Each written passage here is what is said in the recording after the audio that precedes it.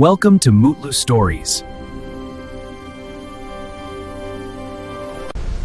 Shadow Mountain రహస్యం. అనగనగా ఒక ప్రశాంతమైన చిన్న గ్రామంలో అర్జున్ అనే 16 సంవత్సరాల బాలుడు తన తాతతో కలిసి నివసించేవాడు. అర్జున్ చాలా ఆసక్తి కలిగినవాడు. కొత్త విషయాలు తెలుసుకోవడం, పాత కథలు వినడం అతనికి చాలా ఇష్టం.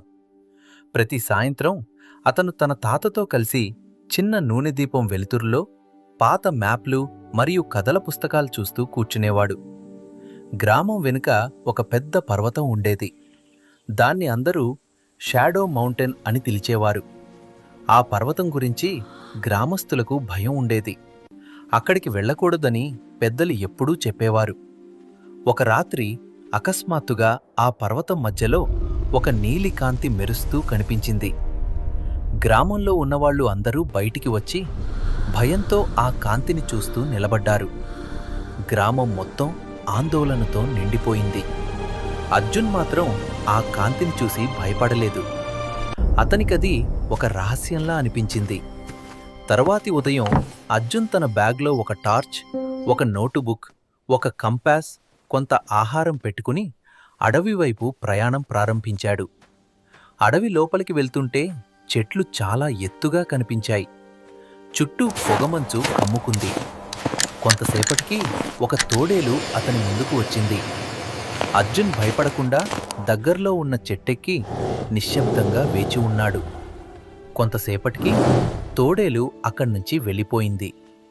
చాలా గంటల తర్వాత అతను పర్వతం అడుగున ఒక ప్రకాశించే గుహను కనుగొన్నాడు. గుహలోకి వెళ్ళినప్పుడు గోడలన్నీ నీలి క్రిస్టల్స్తో మెరుస్తున్నాయి. ఆ నేల కంపించింది. ఒక పెద్ద రాతి రక్షకుడు, స్టోన్ గార్డియన్, నేల నుంచి లేచాడు. అర్జున్ పోరాడలేదు. అతను గమనించాడు. గార్డియన్ ఛాతీలో ఒక పెద్ద క్రిస్టల్ ప్రకాశిస్తోంది. గోడపై ఉన్న ఒక క్రిస్టల్ కాంతిని దానిపై ప్రతిబింబించాడు. వెంటనే గార్డియన్ నెమ్మదిగా ఆగిపోయి అతని ముందు మోకాళ్లపై కూర్చుంది. గార్డియన్ అతనికి పర్వత హృదయం, ఒక మాయ క్రిస్టల్ చూపించింది. అది గ్రామాన్ని కాపాడే శక్తి అని చెప్పింది. ఆ క్రిస్టల్ బలహీనమవుతున్నదని తెలిపింది. అర్జున్ ఆ క్రిస్టల్ను తీసుకుని గ్రామానికి తిరిగి వచ్చాడు.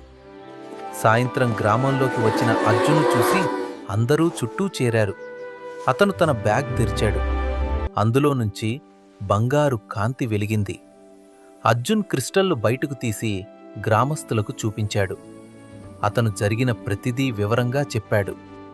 గార్డియన్ గురించి, పర్వత రహస్యం గురించి, క్రిస్టల్ శక్తి గురించి. ఆకాశంలో మేఘాలు కమ్ముకున్నాయి. గాలి బలంగా వీచింది.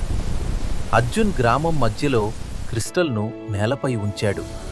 వెంటనే బంగారు కాంతి గ్రామమంతా వ్యాపించింది. గాలి తగ్గింది. మేఘాలు చెదిరిపోయాయి. ఆకాశం మళ్లీ ప్రశాంతంగా మారింది. కొద్దిసేపటికి గ్రామం మామూలుగా మారిపోయింది. పిల్లలు మళ్లీ ఆడుకోవటం ప్రారంభించారు. పెద్దవాళ్లు ఊపిరి పీల్చుకున్నారు.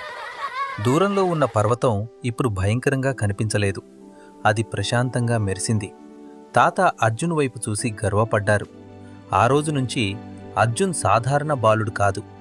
అతను ఆ పర్వతానికి నిజమైన రక్షకుడుగా మారాడు. అతని చేతి స్వల్పంగా బంగారు కాంతితో మెరిసేది. అది అతని ధైర్యానికి గుర్తు.